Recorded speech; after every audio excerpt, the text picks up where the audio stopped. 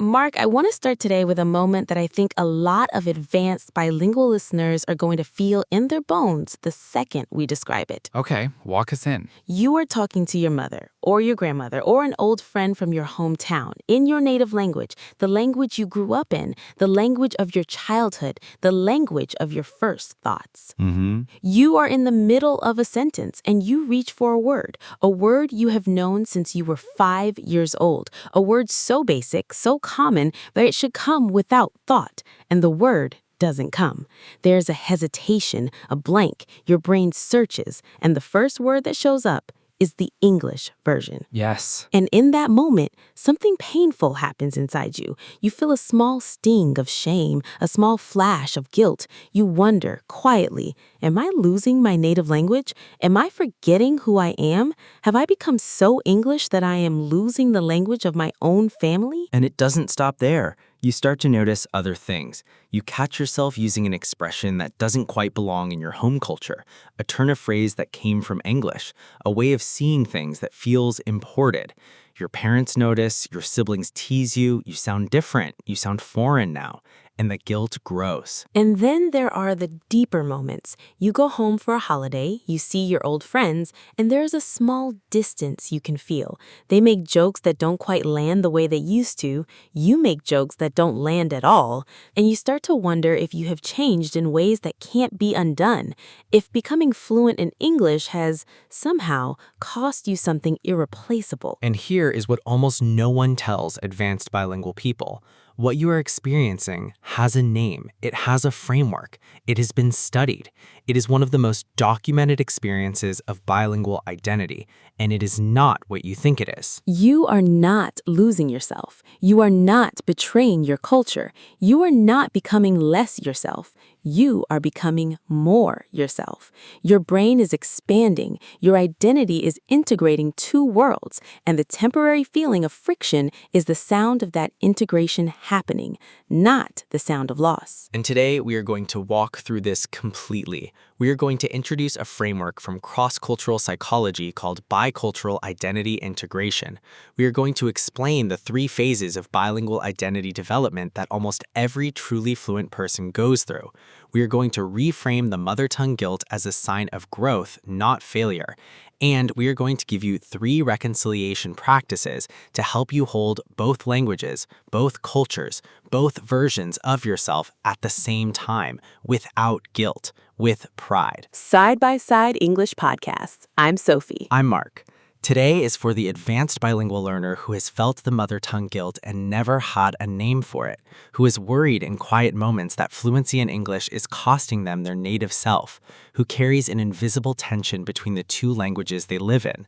We are going to give you something today that for many of you is going to feel like permission to be both. Stay with us. We have the bicultural identity integration framework explained, the 3 phases of bilingual identity development, why the friction is actually a sign of growth, the 3 reconciliation practices that let you hold both worlds with pride, a role play showing the guilt mindset versus the integrated mindset, and a word tour with 6 powerful B2 to C1 words. Quick comment question before we begin. Be honest. Have you ever felt guilty for forgetting a word in your native language or for sounding too English when you go home? Drop a yes or no. We want to see how universal this experience is. Okay, let's name the feeling. So, Mark, let's start with the framework because the framework is the gift of today's episode, the thing that gives a name to a feeling people have carried silently for years. Yes, the framework is called bicultural identity integration. It is a real concept from cross-cultural psychology studied for decades by researchers who have looked at the lives of people who live across 2 cultures. And what they have found is genuinely beautiful. Tell us what they found. They found that when a person becomes deeply fluent in a second language and culture, their brain does not simply add the new culture on top of the old one. It does not stack them. Instead, the brain enters a process of integration, slowly over years weaving the 2 cultures into a single, complex identity, with access to both, with insights from both, with ways of seeing the world that neither monoculture person could ever access on their own. And this integration is the goal, the healthiest possible outcome of being bilingual and bicultural, not the suppression of the native self, not the colonization of the native self by the English self. Integration, both together, coexisting. In the friction that learners feel, the mother tongue guilt, the lost word, the feeling of distance from old friends is not a sign that integration is failing. It is a sign that integration is happening, because integration is not painless. It requires the brain to restructure, to reorganize, to create new connections between two worlds that used to be separate. And during that restructuring, things temporarily get unstable. Words slip, cultural patterns blur, identity feels uncertain, not because something is being lost, because something is being built, and the building work, while it's happening, can feel exactly like loss. This is the central insight. The feeling of loss and the process of growth produce the same surface symptoms: the forgotten word, the cultural distance, the strange in-between feeling. They feel like loss, but they are growth. And once a learner understands this, the guilt starts to dissolve, not because the symptoms stop, they continue, but because the meaning of the symptoms changes from I am losing myself to I am becoming something larger. Let's walk through the 3 phases of bilingual identity development, because seeing the phases laid out helps learners recognize where they are and recognize that the phase they are in is normal, predictable, and part of a longer arc that has a beautiful destination. Yes. 3 phases. Phase 1, the tourist phase. In the tourist phase, English is something you visit. You leave your native identity at home, you put on your English skills like a borrowed coat. You speak English, you return, you take off the coat. Your native self is unchanged. There is no identity tension, there's no guilt, because the 2 languages live in completely separate rooms in your life. Most beginners and early intermediates are in the tourist phase, and it is comfortable because the native self never feels threatened. The English is too small and too occasional to disrupt anything. Phase 2. The friction phase. This is where most advanced learners live, the phase where English is no longer a coat you put on.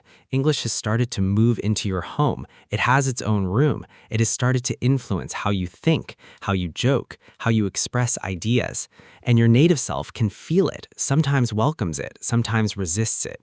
There is real friction now. There is identity uncertainty. There are forgotten words. There is the guilt. And the friction phase can last for years, sometimes a decade. It's the most uncomfortable phase because the integration has begun but not complete. The 2 selves coexist but have not fully reconciled. The bilingual person walks through the world feeling slightly fractured, as if they have 2 halves that haven't yet learned to be one. And almost everyone in the friction phase at some point fears that they are losing the native half because the English half is growing visibly, while the native half feels stable but not growing in comparison. So it looks from the inside like one is winning and the other is losing. When in reality, both are present, both are alive, both are doing exactly what they need to do. The integration just hasn't finished yet. Phase 3. The integration phase. This is the destination, the phase that almost no language course or self-help book describes, because it's hard to describe to someone who hasn't reached it. In the integration phase, the bilingual person no longer feels like 2 selves. They feel like one self with extra dimensions. The bilingual person has access to both cultures, both languages, both ways of seeing the world, and the 2 no longer fight each other. They support each other. A person in the integration phase can joke in English with a sensibility that came from their native culture. They can argue in their native language using strategic thinking they refined in English. They can hold complex ideas that neither monoculture person could fully hold. They have, in a real sense, become more than they were when they started. And the mother tongue guilt by the integration phase has dissolved because the person understands on a deep level that they did not lose anything, they added. Their identity is now bigger, not smaller. Their relationship to their native culture is different, yes, but different is not worse. It is informed by perspective, by distance, by comparison, by context that monoculture people don't have. And from the integration phase, the person often becomes a translator of worlds, a bridge between cultures, a person who can explain one side to the other in ways that neither side could explain themselves, which is a uniquely valuable role in the modern world. 3 phases: tourist, friction, integration. And if you're in the friction phase right now, listening to this episode, feeling the mother tongue guilt, please hear this. You are not losing yourself. You are in the middle of becoming something larger. The discomfort is the work, and the work has a beautiful destination. Let's talk about the 3 reconciliation practices, because the philosophy of integration is one thing, the daily practice of holding both selves with peace is another. Yes, 3 practices. Each one helps you hold both worlds without guilt. Practice 1. Deliberate native language consumption. This is the foundational one.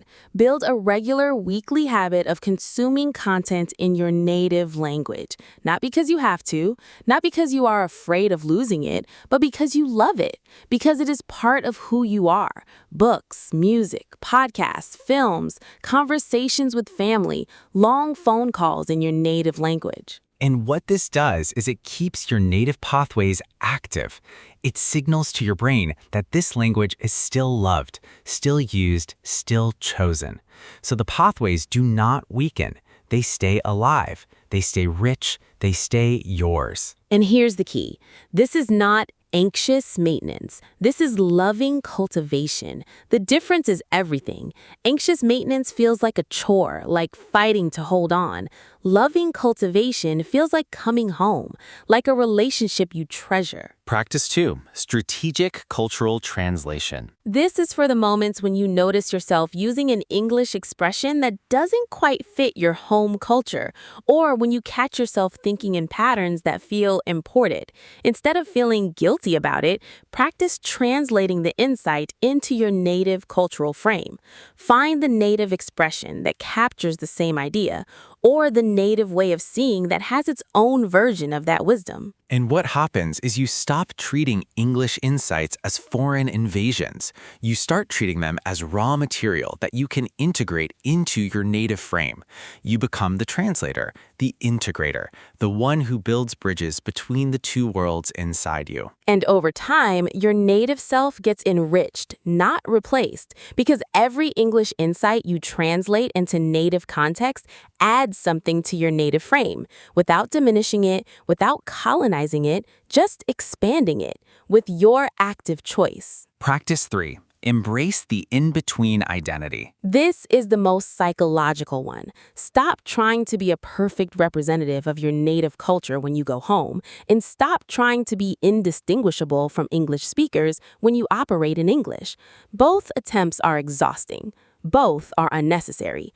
You are not either of those things anymore. You are something new, someone who lives in both worlds, who carries influences from both, who speaks both with a certain bicultural accent of soul, even when the English or native sounds are technically perfect. And that bicultural accent is not a failure.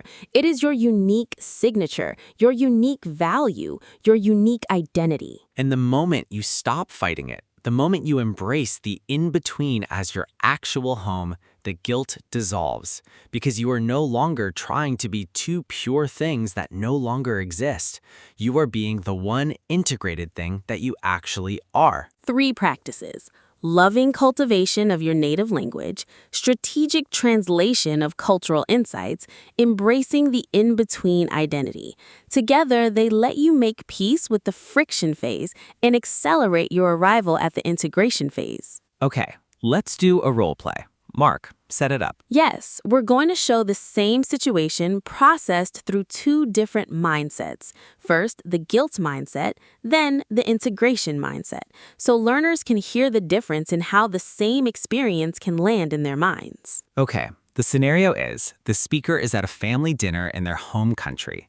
Their cousin makes a joke, they laugh, and reply with an English expression that they automatically translated, like to think outside the box. And the cousin teases them.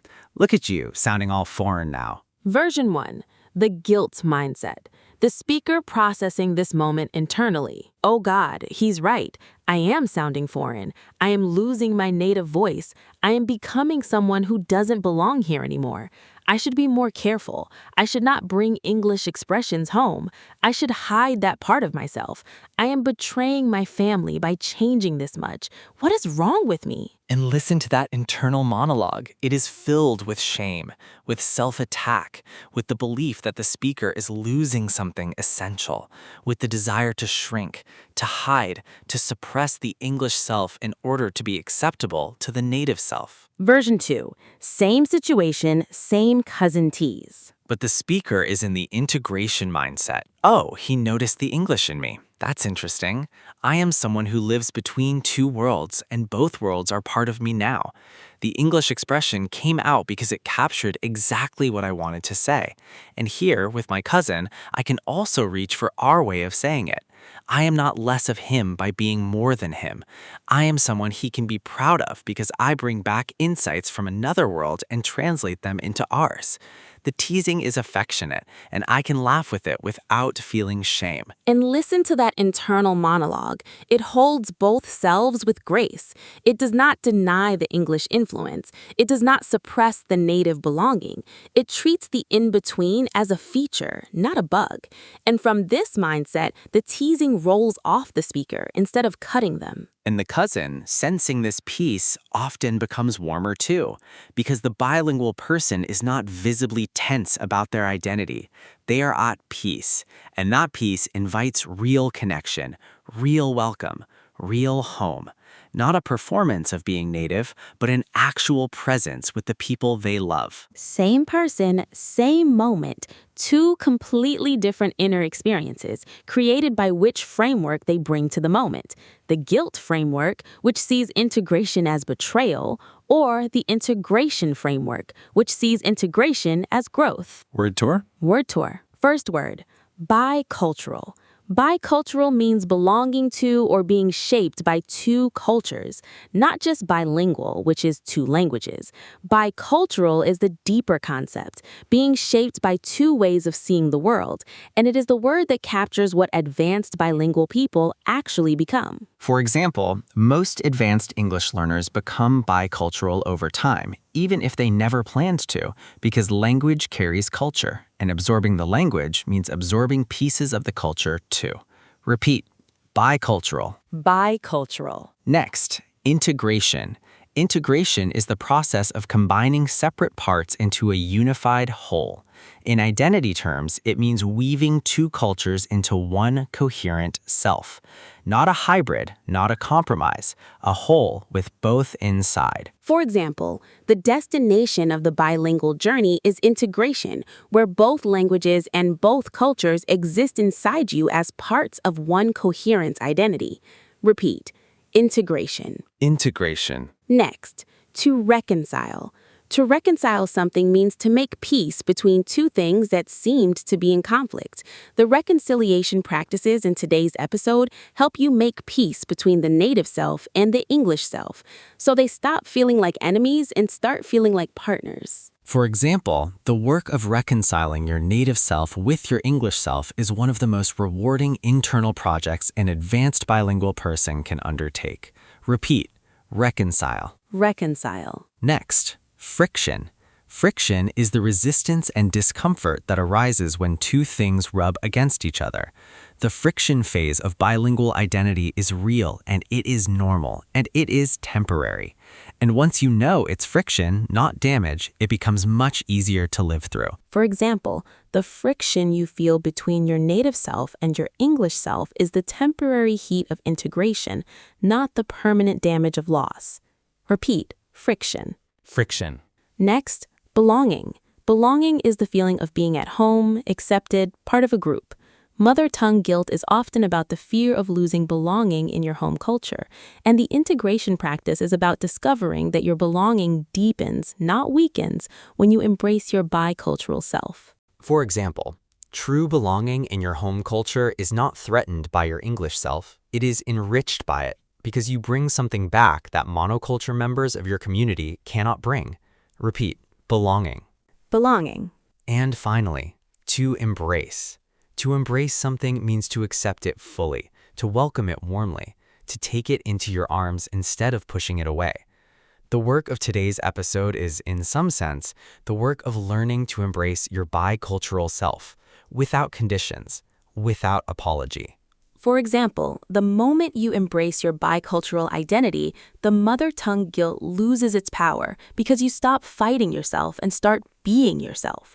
Repeat, embrace. Embrace. 6 words today: bicultural, integration, reconcile, friction, belonging, and embrace. Every one of them is a real, modern, useful English word that captures something specific about the experience of becoming someone who lives across 2 cultures. And every one of them is a word that you will hear in real conversations about identity, family, immigration, language, and personal growth. Sophie, one final takeaway for everyone watching. That if you are an advanced bilingual person who has felt the mother tongue guilt, who has searched for a native word and found only the English one, who has felt distance from your home culture, who has wondered if becoming fluent in English has cost you something irreplaceable, you are not alone. You are not failing. You are not betraying anyone. You are in the friction phase of bilingual identity, and the friction phase is a real, well-documented, completely normal part of becoming an integrated, bicultural person. And the destination is not a return to a monocultural native self. That return is not available. Once you have absorbed enough of English to feel its presence in your identity, you have crossed a line that cannot be uncrossed. But that is not a tragedy. That is the beginning of a much richer life. A life with access to 2 worlds, with insights from both, with value to both, with belonging in both in a deeper way than you had before. And the version of you who feels guilty about a forgotten native word is not your real ceiling. That version is you in the middle of the friction phase. Once you embrace the bicultural identity, once you stop trying to be a pure native self, once you accept that you are now someone who lives across 2 cultures with grace, the friction dissolves and the integration phase finally begins. Stop apologizing for the language you have built. Stop hiding the English self from the native self. Stop performing purity for either side. You are someone new. You are integrated. You are larger than you were. And that is something to be proud of, not ashamed of. Small challenge before we go. For the next 7 days, do one thing each day in your native language that you love. Not out of fear, not as maintenance, out of love. Read a chapter of a book in your native language. Listen to a song from your childhood. Call your mother. Watch a film from your home country. Whatever it is, do it because you love it, because it is part of you, because you choose it. And notice what happens. Notice how the native pathways come back to life. Notice how your relationship with your native language softens. Notice how the friction quiets down. Not because you fought to suppress the English, because you cultivated the native with love. And drop a comment after the week. Tell us what you did. Tell us if anything shifted internally. Tell us if the guilt felt smaller. We want to hear from the people who have carried this feeling silently for years. Because the moment a bilingual person realizes they can be both fully without losing either is one of the most beautiful moments in the entire bilingual journey. The guilt dissolves, the integration begins, and the person they were always becoming finally arrives. I'm Sophie. I'm Mark. Thank you for being here. Thank you for being willing to look at one of the most deepest, most tender experiences of being bilingual. Be both. Embrace the integration. We'll see you in the next one. Bye, everyone. Bye.